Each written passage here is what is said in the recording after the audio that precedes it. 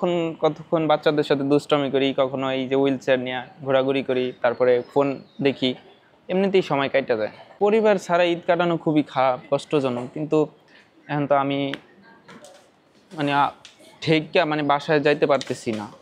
লোহার pipe rod আছে না, ওগুলো দিয়ে বাইরে ছিল। বোনাস লাইফ নিয়ে এখন আসি, আন্দোলনে গেছি, আহত হয়েছি, এখন বোনাস লাইফ কাটাইতেছি। লাগলে আবারও যাব, এবার শহীদ হবো, সমস্যা কি? আবারও লাগলে জীবন দিব, তাও ওই ফেসিবাদ বাংলার মাটিতে আর আসতে পারবে না, আর আসতে দেবও না। আমার খুব মানে ছোটবেলা থেকে আমার বাচ্চারা খুবই পছন্দের, বাচ্চাদের সাথে দুষ্টামি করতে আমার খুবই ভালো লাগে। পরিবারের কেউই নাই, চিনি না। ওই যে এর বাসা হয়তো চট্টগ্রাম। আমার আরেক আহত ভাই, ছোট ভাই। তো এমনিতেই পরিচয় হলো, এখন সবার সাথে ক্লোজই দুষ্টামি করি। ওরাও আমাদের কাছে আসে, কথা বলি সারাক্ষণ। পরিবার ছাড়া ঈদ কাটানো খুবই খারাপ, কষ্টজনক। কিন্তু এখন তো আমি মানে ঠেকা মানে বাসায় যাইতে পারতেছি না।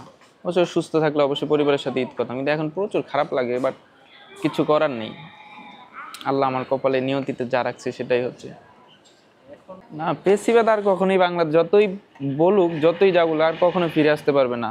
একবার যেহেতু মনে করেন বোনাস লাইফ নিয়ে এখন আসি, আন্দোলনে গেছি, আহত হয়েছি, এখন বোনাস লাইফ কাটাইতেছি। লাগলে আবারও যাব, এবার শহীদ হবো, সমস্যা কি? আবারও লাগলে জীবন দিব, তাও ওই ফেসিবাদ বাংলার মাটিতে আর আসতে পারবে না, আর আসতে দেবও না।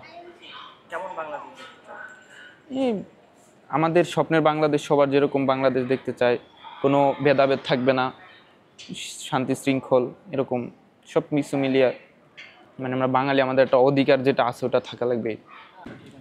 আমার নাম মোহাম্মদ শাকিল, আমার গ্রামের বাড়ি হলো ভোলা। আর আমি আন্দোলন চলাকালীন গত বছর মার্চ মাসে আমি ঢাকা আসছিলাম এসএসসি পরীক্ষার পরে। ঢাকাতে একটা জব করতাম, আর পাশাপাশি মানে পড়াশোনাটাও করতাম। আমি ইন্টার ফার্স্ট ইয়ারে পড়ি।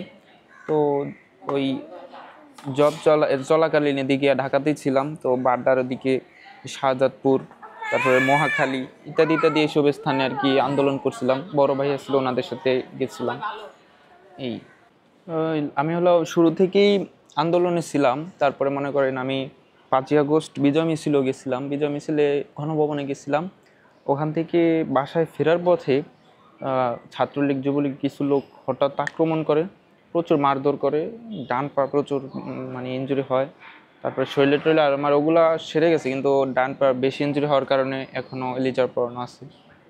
লোহার পাইপ রড আছে না, ওগুলো দিয়ে বাইরে ছিল।